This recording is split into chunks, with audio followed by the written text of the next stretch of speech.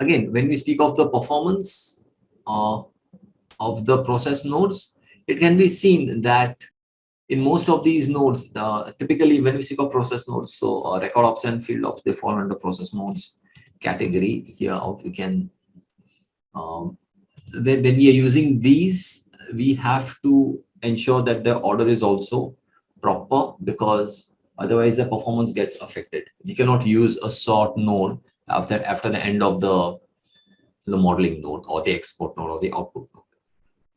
So that is one thing that we need to ensure and take care of. And then we have what the performance of the modeling nodes. So what are the modeling nodes that we have? These are the modeling nodes that we have.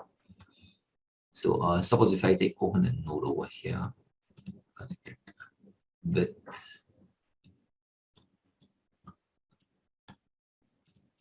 right click and connect it with the World Bank indicator.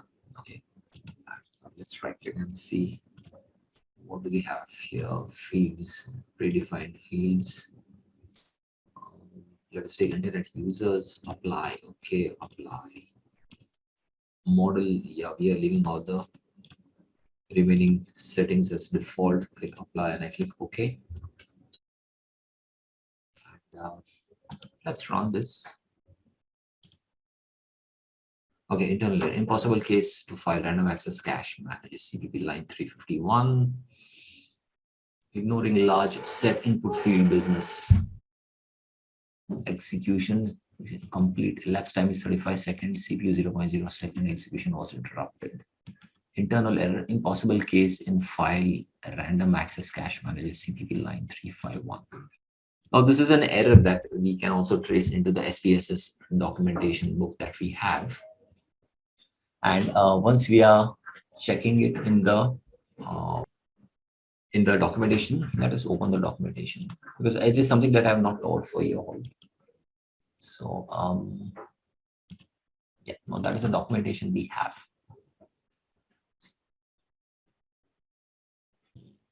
Okay, so that's what we have here. Control F, Control V. Let's click enter and see if it throws up something. Right, so it's not showing any output on this.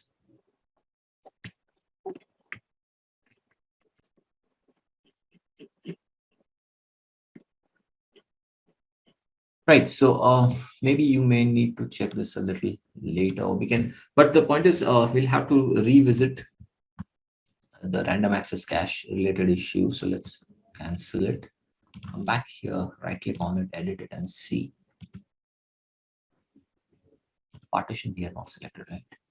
Select the country name, apply, and I click OK. Right click and I click run. Again, the impossible case in file. The random underscore access cache manager CPP line 351. So let's go to the data set itself and see.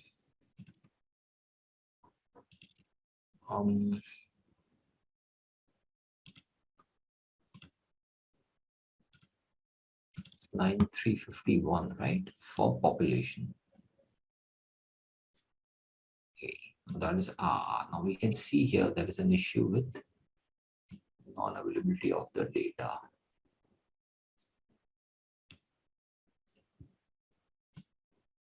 If you're looking for the business users, right, internet users.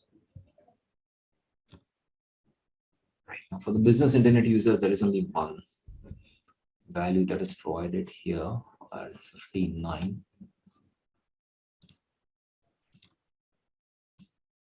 So this is perhaps a data related issue that we have come across. But suppose if we try to choose some other,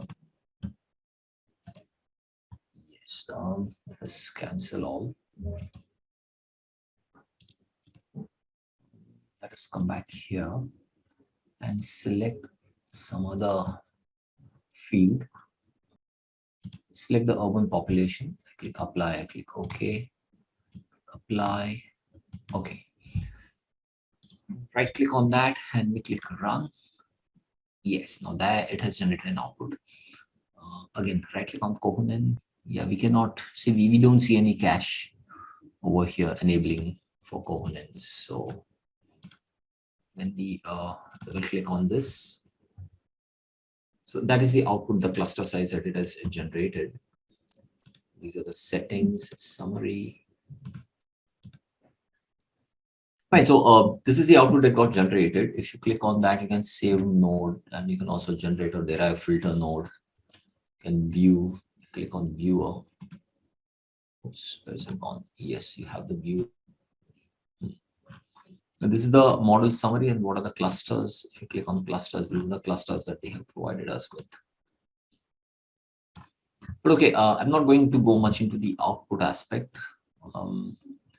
The point here is this is how you generate the cohort output.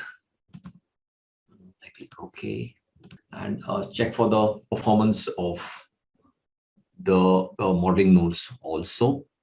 Of course, cache enabling is generally confined to the record and ops modes only. It is not extensively used for, it does not have any mention in the other nodes, and only the process nodes it is where it has its significance. So fine, with this, let me quickly save the outputs and the data that we have generated. And, let's come back here quickly and see. Right, so these were the cache that I had generated for you. So right click on that.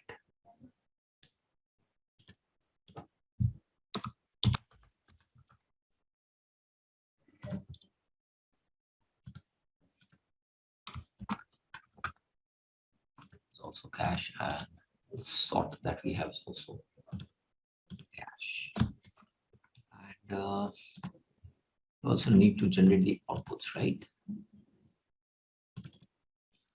Outputs have already been generated. Can we save it? Yes, let's save it.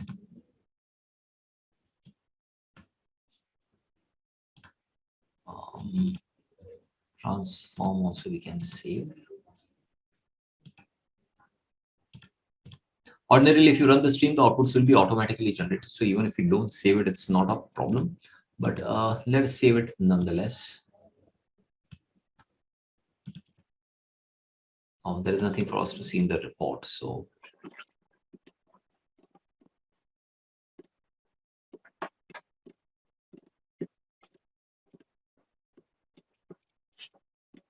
the models that we have, right click, and you have to save the model as well. So that's the model, cohort model.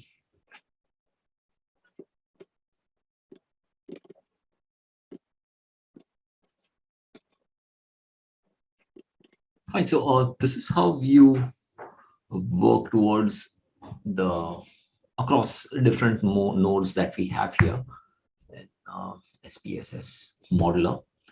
Let's do one thing though. Let's insert the comments. This is for the sort node, so I'm inserting a comment here as well. Then we have the auto data prep. Let's click on this data preparation node.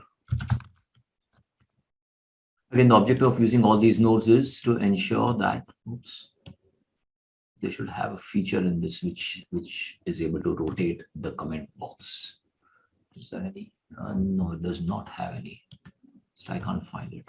So we have the auto data preparation node also that we have used. And saving this. The current stream is that of a World Bank indicator.